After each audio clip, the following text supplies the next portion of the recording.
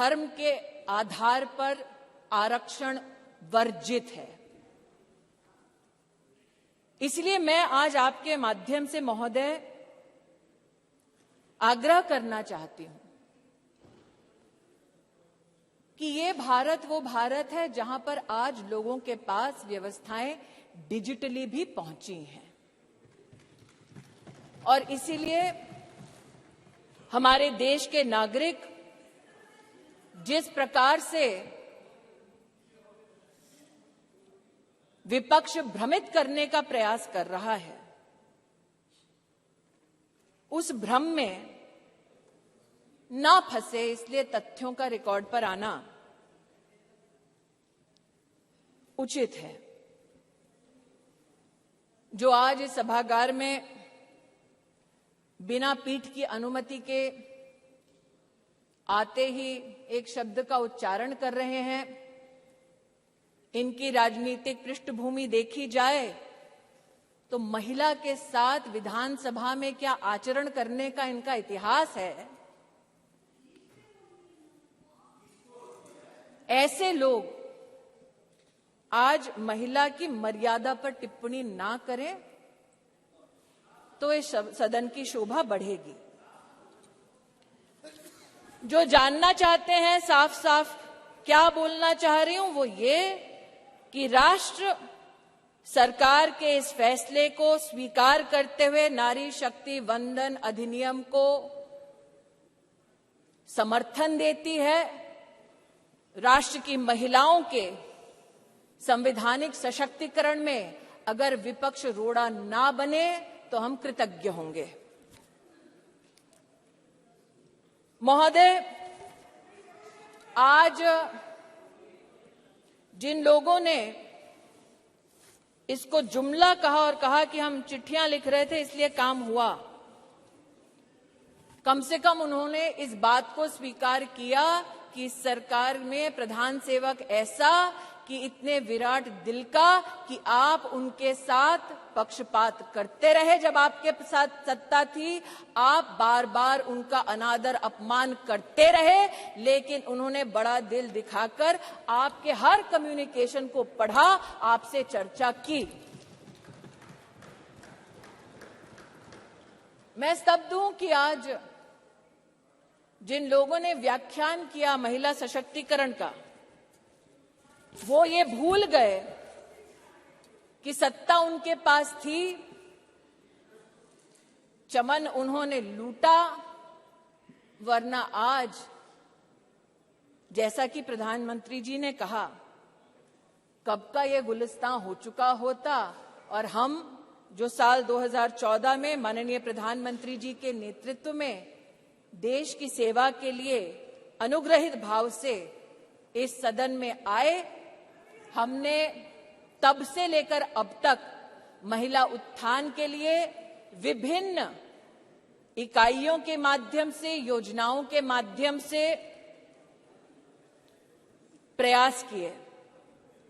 इस सदन में महिलाओं के लिए टॉयलेट्स बनाने की बात हुई, इस सदन में महिला को किस प्रकार से घर दिलवाया उसकी बात हुई, लेकिन महिला सशक्तिकरण माननीय प्रधानमंत्री जी के लिए एकमात्र टर्म से संबंधित, योजना से संबंधित संकल्प नहीं। जब से उन्हें भारतीय राजनीति में राष्ट्र की, प्रदेश की अपनी सेवा करने का मौका मिला, तब से उन्होंने कहा कि मातृशक्ति गवर्नेंस का केंद्र बिंदु होना चाहिए, क्योंकि इन्हीं महिलाओं के माध्यम से प्रदेश और देश विकसित हो पाएगा। उसके आपके सामने 2-3 उदाहरण रखना चाहती हूं। एक, साल 2006 में जब माननीय प्रधानमंत्री जी के पास प्रदेश में मुख्यमंत्री की जिम्मेदारी थी, तो उन्होंने जेंडर इक्विटी की पॉलिसी बनाई, लेकिन मात्र पॉलिसी तक सीमित नहीं रहे, अपने 10 अलग अलग विभागों के माध्यम से उन्होंने जेंडर बजट को भी प्रस्तुत किया। और जो आज कह रहे हैं कि मुद्दे पे आओ, तो मुद्दे की बात ये कि जब उनकी सरकार थी तो जेंडर बजट की दृष्टिकोण से साल 2013-14 का आंकड़ा था 90,000 करोड़ और मोदी की सरकार में 23-24 का जेंडर बजट अगर आप देखें तो वो है 2,23,000 करोड़। ये मुद्दे की बात पर आना चाहते हैं। मुद्दे की बात ये कि जब प्रधानमंत्री जी के पास प्रदेश की जिम्मेदारी थी तब उन्होंने बेटियों की शिक्षा के लिए अपने आप को समर्पित किया। ड्रॉप आउट रेट 18% था। प्रधानमंत्री जी के मुख्यमंत्री के कार्यकाल में ड्रॉप आउट रेट 1% हुआ और आज प्रधानमंत्री की जब उनको जिम्मेदारी मिली है तो राष्ट्र के इतिहास में पहली बार राष्ट्रीय शिक्षा नीति में महिलाओं के लिए अलग से फंड का, जेंडर इंक्लूजन फंड का प्रावधान करने वाली सरकार नरेंद्र मोदी की सरकार है। ये कहते हैं मुद्दे पर आओ, तो मुद्दा ये कि जब प्रधानमंत्री जी के पास प्रदेश की जिम्मेदारी थी तो उन्होंने ई ममता एक कार्यक्रम शुरू किया ताकि गर्भवती माताएं, बच्चे उसके माध्यम से सरकारी व्यवस्था से उनका बेनिफिट ट्रैक हो सके, कौन वंचित है उस तक हम पहुंच सके। और आज नरेंद्र मोदी जब देश के प्रधानमंत्री हैं तो राष्ट्र के इतिहास में पहली बार पोषण ट्रैकर के माध्यम से देश के 7.5 करोड़ बच्चे और 2.5 करोड़ महिलाओं को पोषण अभियान के माध्यम से डिजिटली सेवा पहुंचाई जाती है। ये कहते हैं मुद्दे की बात पर आओ, तो मुद्दा ये कि जब प्रधानमंत्री जी के पास प्रदेश की जिम्मेदारी थी तो उन्होंने मां वात्सल्य योजना की शुरुआत की, जहां महिलाओं को लगभग 1.5 लाख रुपए के माध्यम से जिनकी एनुअल इनकम थी उनको 4 लाख से ज्यादा की मेडिकल ट्रीटमेंट सरकारी व्यवस्थाओं में देने का काम नरेंद्र मोदी जी ने किया। और आज आयुष्मान भारत योजना के चलते 10 करोड़ गरीब परिवार, 10 करोड़ गरीब महिलाओं को सुविधा, 24,000 से ज्यादा अस्पतालों में, 1,60,000 से ज्यादा स्वास्थ्य केंद्रों में सेवा देने वाली सरकार मोदी की सरकार है, भाजपा की सरकार है। इसलिए जो कहते हैं कि महिला सशक्तिकरण मात्र आज एक चुनावी मुद्दा है, उनसे कहना चाहती हूं, नरता का आदर्श तपस्या के भीतर पलता है, देता वही प्रकाश आग में जो अभित जलता है। आपने नरेंद्र मोदी जी पर कई आक्षेप किए राष्ट्र के नवनिर्माण में, चाहे वो मेक इन इंडिया हो, चाहे वो धारा 370 को हटाने की बात हो, हर विषय पर, जीएसटी पर भी न सिर्फ व्यवधान किया बल्कि व्यवधान के बाद जब इस सदन ने उन कानूनों को पारित किया तो आप एक्सटर्नल ऑर्गेनाइजेशंस के माध्यम से कोर्ट में चुनौती देते गए, कोर्ट में भी हारे, पीपल्स कोर्ट में भी हारे। इस बार लोग कहते हैं कि 27 साल नहीं, अगर आप जनसंघ की पृष्ठभूमि देखें तो 1974 से हम प्रमाणित कर सकते हैं कि हमारी आइडियोलॉजी ने, हमारे ऑर्गेनाइजेशन ने बार बार कहा कि आप संवैधानिक ढांचे की मर्यादा में महिला का आरक्षण गारंटी करें। मोदी आज इस अधिनियम के माध्यम से महिलाओं को जो वंचित है वो अधिकार गारंटी कर रही हैं और इसीलिए पूरे सदन से विनम्र आग्रह है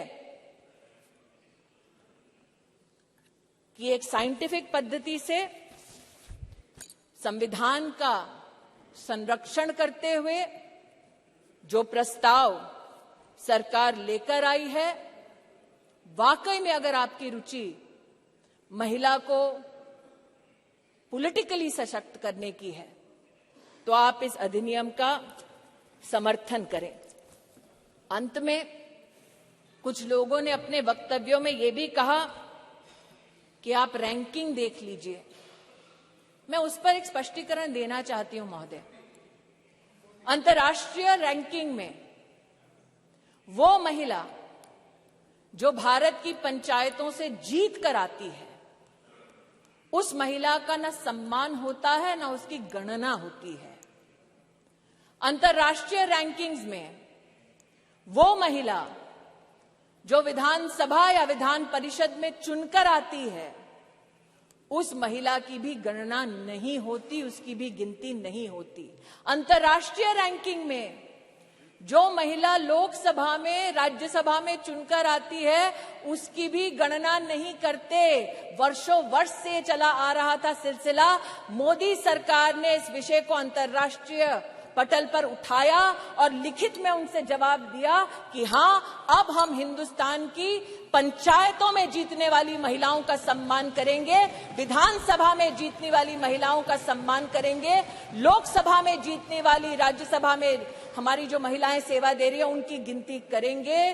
we have made women count and it is time for you to step up in the opposition and not mere reduce your words to paper, to speech, but speak with action and support Nari Shakti Vandan Adhiniyam. Dhanyawad. Thank you. Shri A.M. Arif ji. Arif ji. No, he's not there. Arif. A.M. Arif. Yeah. Sir, thank you, Speaker, sir. Sir. Arif ji. She's not the concerned minister.